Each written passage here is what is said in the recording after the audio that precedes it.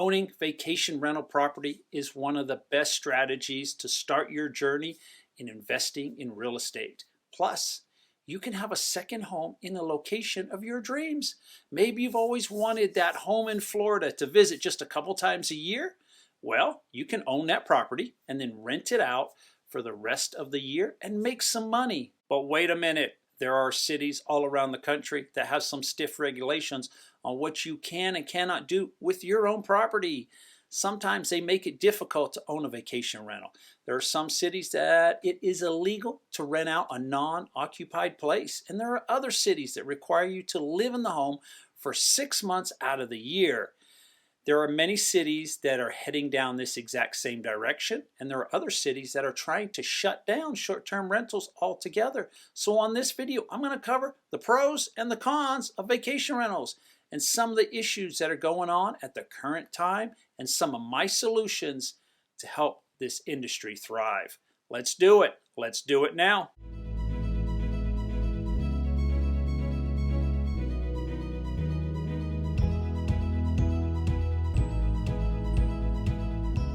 And welcome to the Living in Utah channel. I'm Mike Gallagher. I'm a local real estate agent right here in the local area. And if you want to learn everything about the state of Utah, you may consider tapping that subscribe button down below, hitting that bell notification. You'll receive an alert every time I release a new video.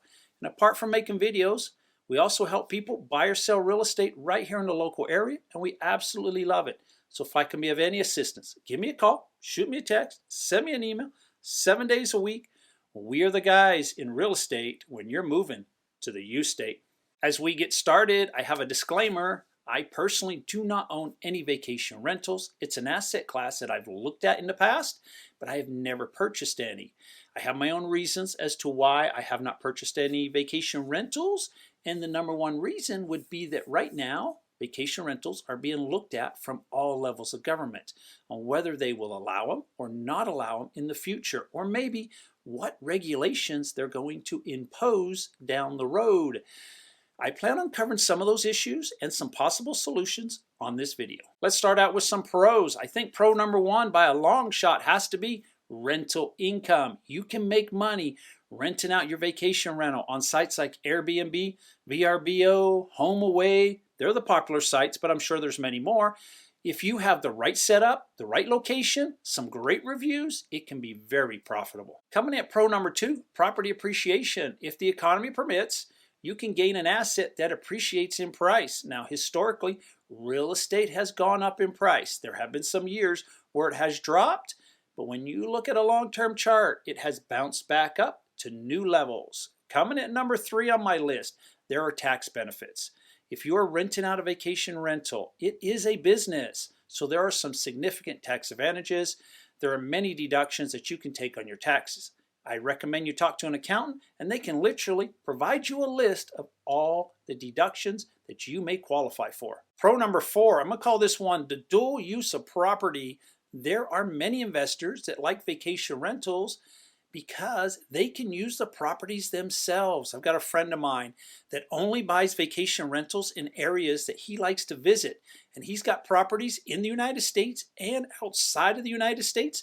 And they will spend a week here, a week there, a week out of the country, another week out of the country. And the rest of the year, it is making them some money. Pro number five, I'm going to label this one vacation management companies.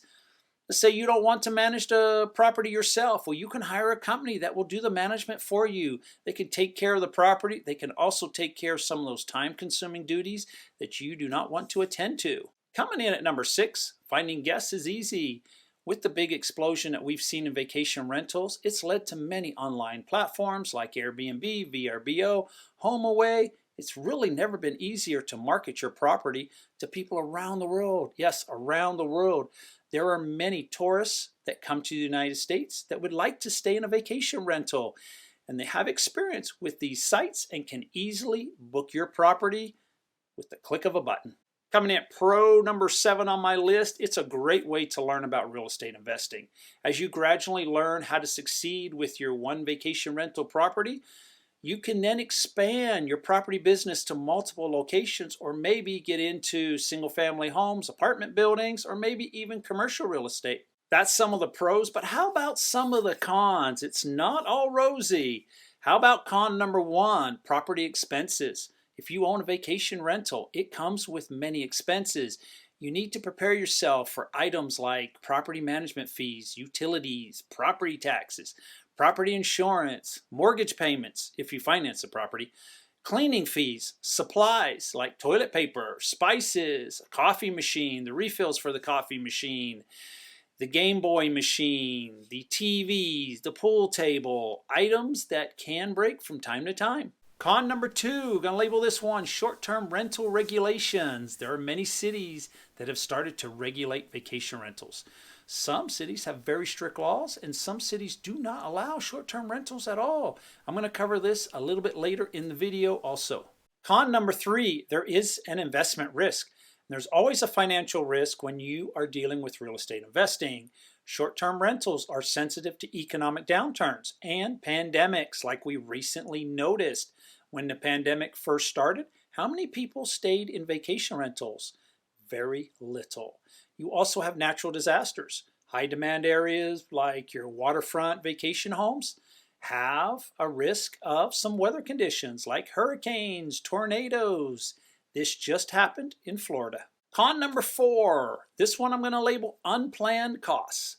Sometimes things just seem to pop up, like a broken TV, a water heater, an AC unit that goes out. So you'll need an emergency fund to take care of these unplanned expenses. Let's shift gears a little bit and talk about some issues that are going on right now with vacation rentals and some possible solutions.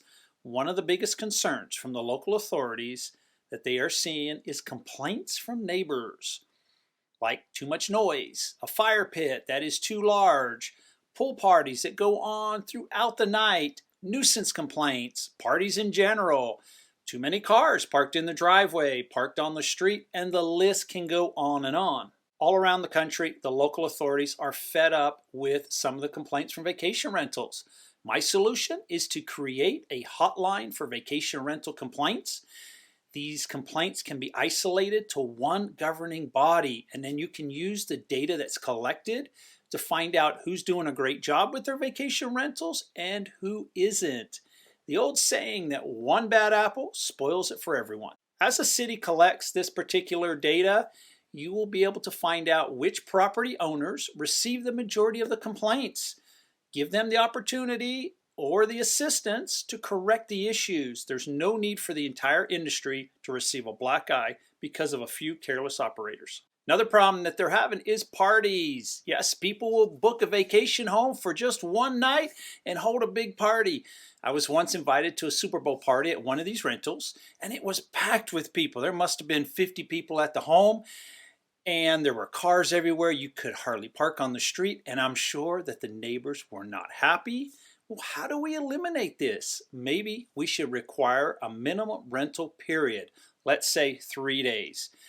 This would cut down on the people that are booking vacation rentals to hold a one-day party. Another issue that's being brought up time and time again is the unlicensed vacation rentals.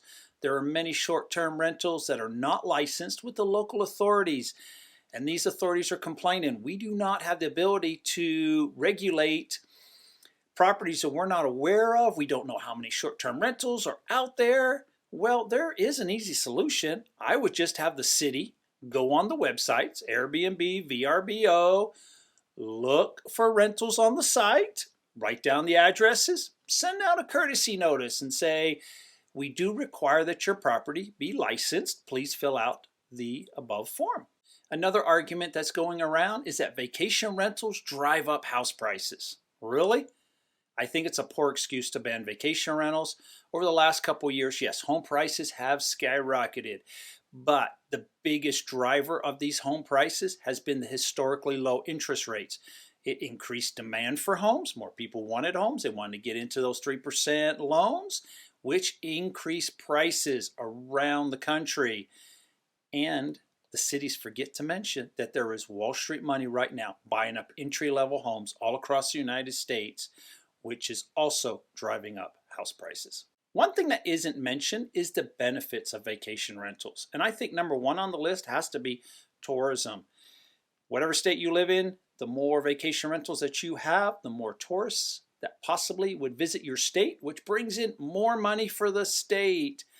Also, vacation rentals allow you to start your own business and build the business. You could start out with 1 and go to 2 to 5 to 10, and you can create wealth that you can hand down to your children for generations.